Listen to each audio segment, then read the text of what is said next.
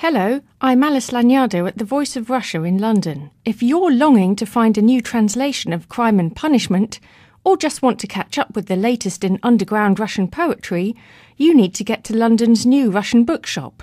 Waterstones, which was bought by Russian billionaire Alexander Mamut last year, has just opened a Russian shop within its flagship Piccadilly store. We invited Waterstones Head of Operations, Neil Best, and bookseller Masha Padriarei into our studio to talk about this new mecca for Russophiles. I started by asking Neil why Waterstones has decided that this is the moment to open a Russian bookshop in London. I mean, it'll come to no surprise to you that we're under Russian ownership, so of course that has a little bit to do with it. But moving beyond that, James Dawns is a great Russophile, as am I, and we, in discussions with Alexander, had seen the potential for a Russian bookshop for some time. There's 400,000 Russian speakers in the UK, 100,000 in London, so clearly there's a market that's not been tapped into there, and that's the reason for doing it now. That's what I was going to ask about. Did you do specific market research to find out? I'd really like to know what your findings were. Well, I'm happy to share with you in more detail, but obviously you can break it down into a very transient working population, which we felt were quite well catered for in places like Ruskimir. And then there's the traditional market here for Russian learning with people like Collins and Grant and Cutler. But just looking around in central London, there didn't seem to be a bookshop that was a fair expression, I suppose, of Russian culture, a proper literary Russian bookshop, as Waterstones will be as an English bookshop. And Masha Padriarei, you're a bookseller at the Waterstones Russian department. What are you excited about selling to your new customers? Well, we've got a really wide range of literature, but also we are very lucky with our suppliers because they handpicked a beautiful selection of very contemporary and very diverse literature for us to sell. And the novels that we have are new. Some books are published in 2012, so it's just off the print. We have new Pilevin, new Petrushevskaya. We've got a lot about Russian history, contemporary and old, essays, memoirs, classics, you name it. And we're going to do recommends. We're going to write the recommends, so everybody's welcome to come and have a read of what the novels are about. And what's the spread between Russian books in Russian and novels that are translated or written by non-Russian authors in English? We just got everything we could find that was ever translated and published that we could get our hands on in our translated fiction section, so we can match the Russian titles with English titles, because we have a huge interest from English public coming to buy, the lovers of Russian literature. They come and they want to find the equivalent of the Russian novel translated into English. So we're trying to have double titles, one in Russian and in English. How many titles do you have, roughly? We have about 5,000 titles in Russian. So we're going to try and get the same in English, but not everything has been translated. And Masha, do you think this started because did you have people coming in asking for Russian books? Absolutely, yes. And there's a huge percent of population in London, people in London, who are Russians. And, I used to work in a different shop before, and 10%, easily 10% of our customers every day were Russians. I spoke Russian every day in my shop. Neil, is this something your market research bore out, that there is an appetite? I mean, some people might be surprised because there is an online market. Some Russians go back home quite often and buy books there. Did you find that there was an appetite, nevertheless, to buy real books in a real bookshop? Absolutely. And you only have to go around there. I'm sure you'll be around there soon, but if you go around there already, it's full of Russians looking at real books and buying real books. So that market research is definitely borne out. That's essentially the same problem that any retailer faces these days. There's buying online, and then there's being able to go into an environment where you can relax and talk to people with the same ideas and views and have a chat about it, talk to well-informed booksellers about it who can recommend things for you rather than just knowing already what you're looking for. So I think hopefully we're solving that problem of the excess baggage on flights to and from Moscow. And what about the choice of Piccadilly rather than in another of your stores? Yeah. It does seem to be becoming quite a Russian region round here, and I wondered if that was one of the reasons for your choice. Well, it is partly one of the reasons. I mean, we talked to Akademia Roska, and obviously the Russian Film Club is based very locally. So, when you've got a market here, and Maslenitsa Festival in Trafalgar Square at the weekend, so there's definitely a sense that the centre of London is a place where there are a lot of Russian people and a lot of Russian activity. It's also our flagship shop. So, we wanted to make a bit of a statement about it. Now, Masha, some people say that the newer Russian writers are not read or appreciated as much in the UK as they could be, that they haven't made as much of a splash yet as they should. Do you think this is the case? And if so, why might this be? Well, I'm glad you asked that, because this is the conversation that I'm having every day with my new customers, people who come and ask about the Russian shop. And so far, it's not just my opinion, I'm going to be honest that loads of people kind of think that as well, that it's good that we're concentrated on the new authors, because in the Russian book market, which is huge, and of course we can't represent all of it, they get a little bit lost sometimes. So it's really good to have them well represented and in one place, so people can come and just browse and actually decide for themselves whether they like it or not, rather than read somebody else's opinion about it.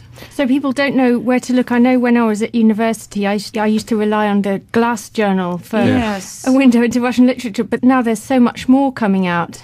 I think that because there are so many different portals and so much information on the internet, it could be quite confusing for the reader of the new authors to kind of decide whose opinion to listen to. But instead of listening to that opinion, you can just take a book from the shelf and read it, and then you can decide for yourself or speak to a bookseller. Yeah.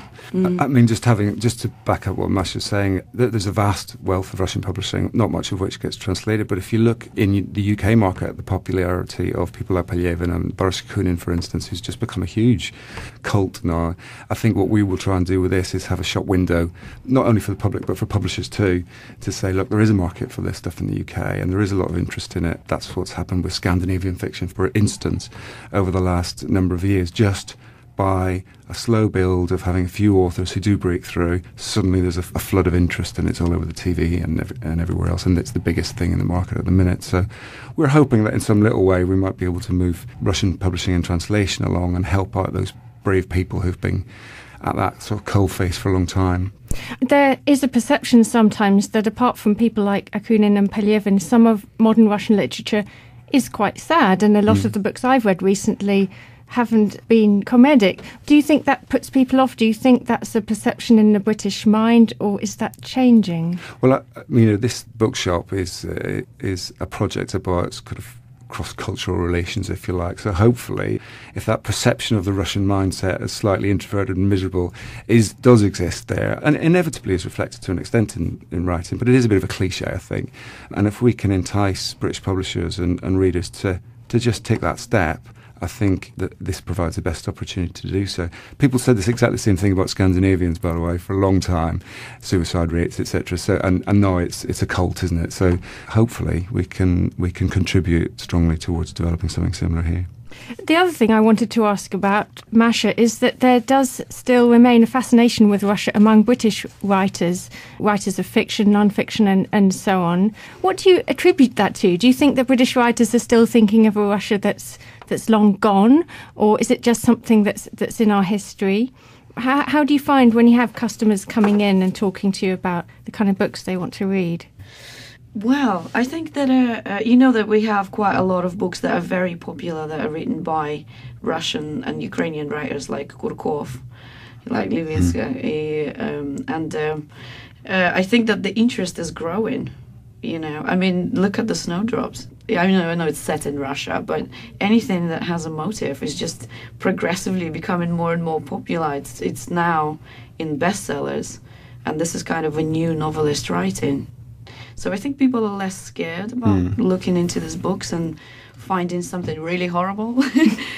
I think the bit for me that was interesting about this project was that suddenly how many Russophiles English Russophiles came out of the cupboards. So as soon as you start talking about it to English speakers who you wouldn't necessarily know, they go, "Oh, I love Russian history. I've got loads of books on Russian history. I'm interested in Russian art photography. I've just I've got a book with me actually that I just bought by an English photographer who's travelled around Russia photographing decaying wooden churches. So there is this sort of thing there that's been opened up probably in the last 20 years, where before that there was a particular image of Russia in the Western Europe, which has suddenly changed, and there is a lot more interest in other aspects of Russian history, I suppose, and literature.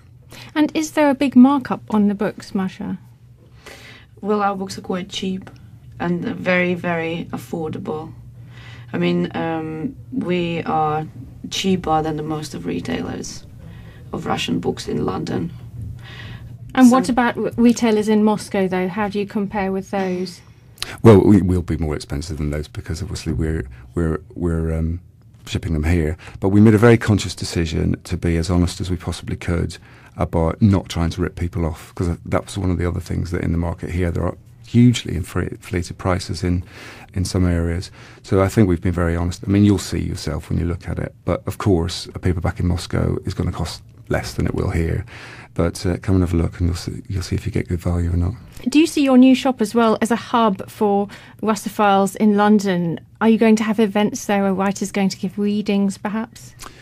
Well, we're lucky in this weekend. Masha, do you want to let the guys know about what's happening this weekend? So we have Dmitry Bykov, who is very popular, and he's a great poet, and he's a cult figure, and rightly so, because he's extremely intelligent and interesting persona. So we're very lucky to have him in the shop, signing his new book, Гражданин поэт, Citizen Poet, and then afterwards we'll be going on to his event.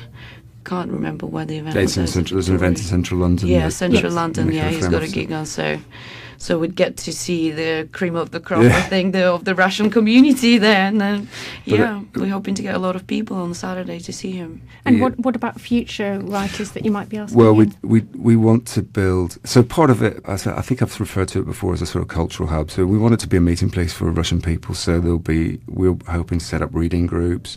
We want to have lesser-known writers coming over. I was talking to someone from Snob yesterday about bringing over some fairly unknown Russian poets to perform and read. But also we'll work with organisations like Akademia Roska to bring better-known authors over who might have come in the past. So that will be your Kirkovs and Spelevins and Akunins, which cater both for a Russian and an English audience. So we're quite happy to work with any Russian or Russophile organisation to set up a really strong, regular programme of events. And the benefit we have is that the space we're in Piccadilly is very multifunctional. We've other rooms that we can use, but also we can use the shop itself. We want it to be a place where people come and sit and read and talk to each other, not a fusty old bookshop, but a kind of really live and kind of vibrant part of Russian culture in the capital, and that means having lots of exciting events going on there. So, I mean, we already have Pushkin House. Yeah. Do you think there's room for something that crosses over perhaps a little bit? Yeah, I think so. I mean, and we'll obviously have conversations with Pushkin House about how we can collaborate on making the most of it for the community, because actually, it only works if we get customers. It only works if people like it. And we were just talking before we came actually about the range and the stock and how we'll ask our customers what they do want and what they would like to see in there, and we'll shape the range that's in the stock based on that. Lastly, I'd like to ask you both to recommend us a book in English for our British listeners by a Russian author. Perhaps, Neil, I could start with you. Well, I've just come from the shop with a book in my bag, so I have it in front of me, and you can see, well, you can't see, of course, because you're on the radio, but this is a book I was referring to earlier by Richard Davies, which is an extraordinarily beautiful photographic book of pictures of Russian wooden churches. He and his wife travelled around the frozen north for over a decade, and it's their life's work to kind of expose the condition that some of these churches are in and record them before they're lost really forever. So it's an absolutely exquisite book. Obviously got it in the shop, so do come and have a look. And Masha? I would like to add something to Neil's as well. Actually, people look at the pictures in this book and they wonder, what is so special about saving these churches? These churches are built without nails. This is the top carpentry you'll ever see in your life. So come and take a look at that book. It's really fascinating. Okay, I'm going to go with a choice. My choice would be Yegor Letov's new poems. Yegor Letov is the massive cult culture for kind of my generation in Russia and the generation before. He's a musician, a poet, and he's a leader of the underground youth movement that grew up, and now his books are in classics. So I would recommend that book. It's very countercultural, put it that way, and very brave and very beautiful. That was Neil Best and Masha Padriarei of Waterstones talking to me, Alice Lagnado, at the Voice of Russia in London about their new Russian bookshop.